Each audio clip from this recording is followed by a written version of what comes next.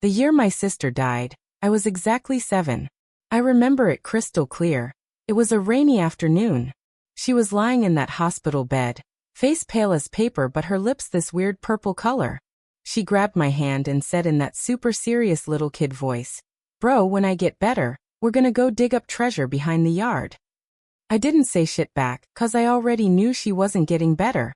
Grown-ups thought I was too young to get it, but I understood everything. I heard the doctors whispering in the hallway, caught Mom crying in the kitchen in the middle of the night, and saw Dad suddenly go quiet as a ghost. My sister had leukemia.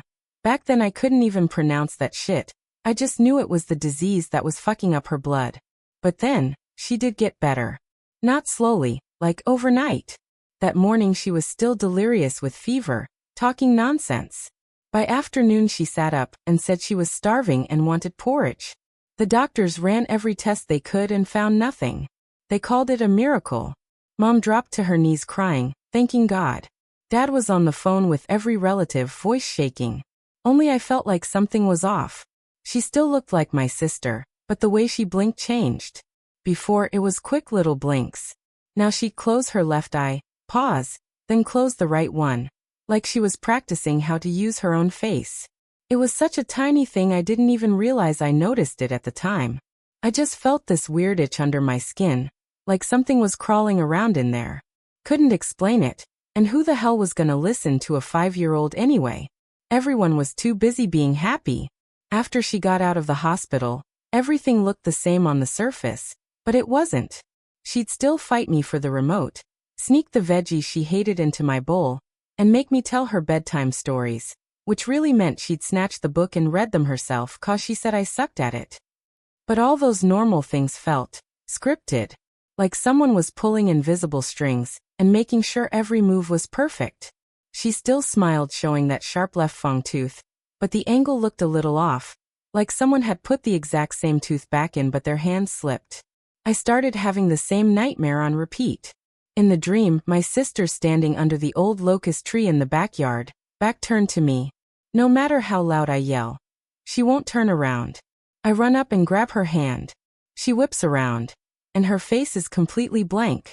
Not scary horror movie melted face, just smooth and empty like an unpainted egg.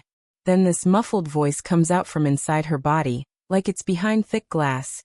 I can't find the way back. I'd always wake up soaked in sweat, heart about to explode. I told Mom. She just smiled and said, "You had a bad dream, sweetie. All kids do."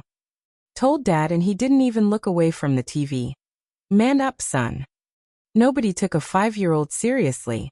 I started wondering if I was the crazy one.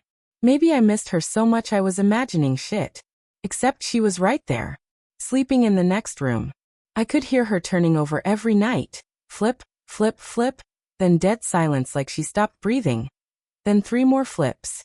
Same exact rhythm every single night. The thing that really proved it was 6 months later. Mom and Dad were at Grandma's. Just me and Sis at home. She suddenly ran over, grabbed my hand and said, "Let's go dig up that treasure in the backyard." I froze. Word for word, tone and everything, exactly what she said on her deathbed. But she was already better. Why the hell was she bringing up that old promise now? I still followed her. I had my little plastic shovel, she had the big metal one.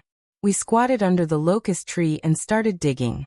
The dirt was hard as hell and my arms got tired quick, but she was going at it like a machine, fast, precise, tireless. Not like a normal 7-year-old girl. About half a meter down, the shovel hit something metal. Clink. It was this rusty old iron box with weird curly patterns carved on it. She pulled it out, set it on her knees, and opened it without hesitation. I stepped back. A cold feeling shot from my feet straight up my spine. The kind of cold that tells your body you're looking at something you shouldn't. Inside was a Polaroid photo. Edges all yellow and curled. It showed our exact yard and the same tree. But the person squatting there wasn't me or my sister.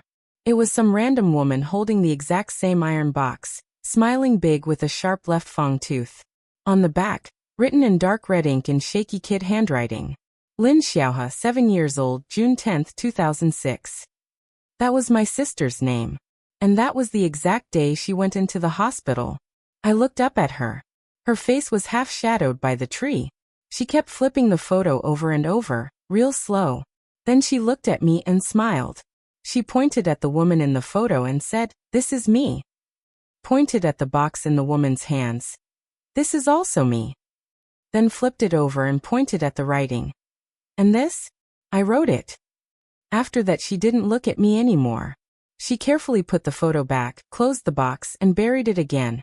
Every shovel of dirt perfectly measured, packed down the exact same way. I stood there frozen, legs like lead, too scared to make a sound.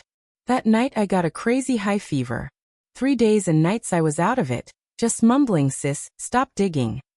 When I finally woke up, she was sitting by my bed with a wet towel, about to put it on my forehead. She smiled, that same fang tooth, and blinked. Left eye then right. "You're awake," she said softly. "I made you porridge." My real sister would never sound that gentle. Life went on. We both grew up. Those little wrong details never went away, but they didn't get worse either. They just stayed there, like a crack in the wall you learn to ignore. She always ate vegetables first, then rice, then soup. Always stepped out with her left foot, came back with her right. Every June 10th she'd sit under the locust tree for exactly 45 minutes. Nothing more, nothing less. By high school I was boarding and only came home once a month. Every time I visited, she felt a tiny bit more normal. More like a regular girl. She even slammed a door during a fight with Mom once. First time I thought she might actually be real. But I never forgot that box. 3 days ago my sister died. Car accident. Totally sudden. Yesterday evening, after the funeral, when everyone was gone and my parents had crashed, I went out to the yard. I grabbed that rusty shovel and started digging under the tree without even thinking. The dirt was loose, like someone had dug there recently. Clink. I pulled out the box. Inside was a brand new Polaroid. Fresh colors, no yellowing. It was my sister. Grown-up version.